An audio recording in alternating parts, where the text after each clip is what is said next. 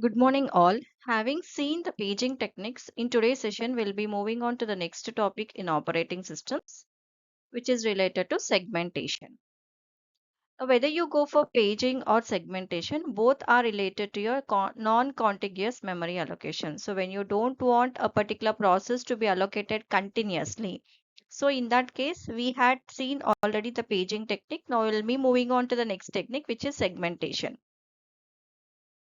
Now, coming to the basic thing. Now, for example, if I go for a process, so this is your process or a program, whatever you call it, you are dividing that particular process into pages and each particular page. So, if I say this as a page which is of size 4 KB or total process size is of 4 KB, you are dividing it into 4 pages and each of 1 KB, assume. So this particular page may contain, so if a process has some 100 instructions, so when you are dividing it into 4 pages and each page may have 25 instructions together. So put together you have 100 instructions and this page is being stored onto your frame. And when you are dividing this, there is no continuity. For example, page 1 will contain first 25 instructions and the next 25 instructions are related to I moved to page 2. So there may be a interlink between this instruction and this instruction. So that is not being taken care when you go for paging. So that particular problem will be overcome when we go for segmentation. So what we do in segmentation is the total given program will be divided into parts. So what is the process of dividing it into parts as you identify. So main program will divide it into one part. If you have functions, so one subroutine into one part, the other subroutine into other part. If you have any local variables or global variables, that will be moved into other part. So here you are dividing a program into modules and each module we call here as a segment. But how you are doing that particular segmentation? So here you are doing it based on the functionality that is done by that particular program.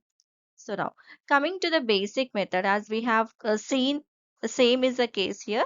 So my program is being divided into 5 segments, starting with segment 0, segment 1, segment 2, segment 3, depending on the functionality. And you have a logical address given to this particular segment. So we'll identify a segment by means of a logical address, which is nothing but your segment number and the offset. So segment number indicates which particular procedure you are using and offset will tell you which instruction in this particular part of your segment you want to access. Now, having seen the basic method of the segment, here we'll go for going for making use of a hardware here. So what is the hardware that is basically required? So we have seen a logical address, where logical address is a combination of your segment number plus your offset. And when you want to actually access the segment, you require they are actually stored in your physical memory, right? So you want a link up between your logical address and the physical address. That will be done by means of a table which we call it as a segment table.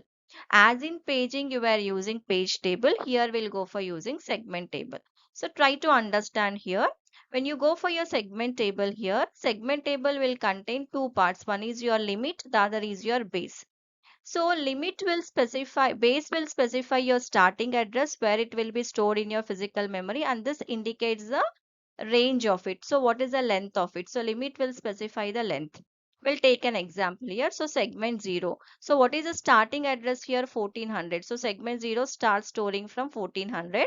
And what is the length of it? 1000. So 1000 is 1400 plus 1000. So when I add 1400 plus 1000, the length, the maximum range of it is 2400. So segment 0 will be stored in the address ranging from 1400 to 2400, because 1400 plus 1000 would give you the last range or the maximum range. Now when I go for the second one, segment 1 will take it 6300 here. So it starts storing from 6300. And what is the limit or the length of it? 400. So 63 plus 400, which is nothing but 6700 would be for segment 1. So segment 1 here is related to square root function. So each of your module or a segment will be given a number, and that particular segment number will have two parts. One indicates the starting address, the other indicates the length. So starting address and the ending address of each segment will be given which will be used for accessing the data in your physical address. Now you have your logical address and your physical address. Your responsibility is to map your logical address to your physical address, which is done by means of a segment table. Now we'll see the actual process. So what will happen? CPU will generate an address that we call it as a logical address. And what is a logical address here? Your segment number plus your offset. So this segment number will be taken as input to your segment table. And what do you have in your segment table? Your base and your limit. So you have your limit value. So this limit value will be compared with the offset value.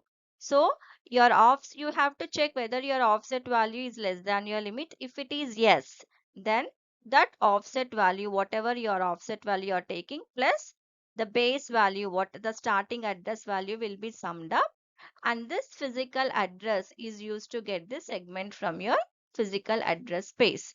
Assume your offset value is not less than your limit value, then it is a trap to your operating system, indicating that you are not accessing the address of that particular segment. You are trying to access the some other segment. So the major role here is nothing but your segment table.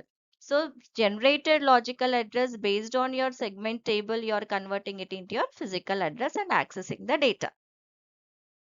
Now, what are the advantages of this? What are the basic advantages we have seen? It is a non-contiguous memory allocation.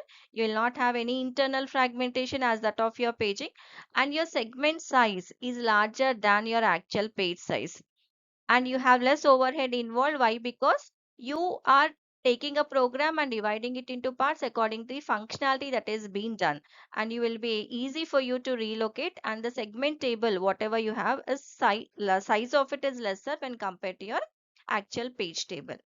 And as it is non-contiguous, you may have some external fragmentation, and you require some complex memory management algorithms, and at any possibility you cannot go for contiguous memory allocation. So these are the advantages and disadvantages of your segmentation. Coming to the difference, as we have seen, so in paging, what is the unit we call here? Page. So we divide a particular process. So let me again clearly tell you, you will be given a program where the program will be divided into parts, and each part here will call it as a page. Whereas here in the segmentation, we call it as a segment where the program will be divided into modules. Based on the functionality, you will be given a segment. And here frames are present on your main memory, and here you have no frames but you have your segments. So you just give the starting address and the ending address. The page is of fixed block size, whereas here the page is of variable block size. Here it leads to internal fragmentation, whereas here it leads to external fragmentation. The page size is decided by the hardware in your paging, whereas here your segment size is decided by the user in segmentation.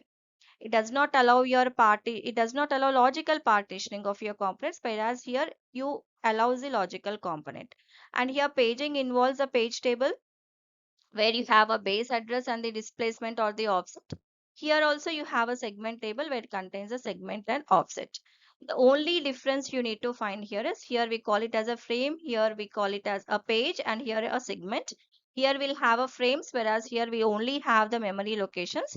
This is of fixed size, this is of variable size, and here because of particular thing it may lead to some amount of internal fragmentation, but here it leads to your external fragmentation. Now we'll move on to the next topic in the next class.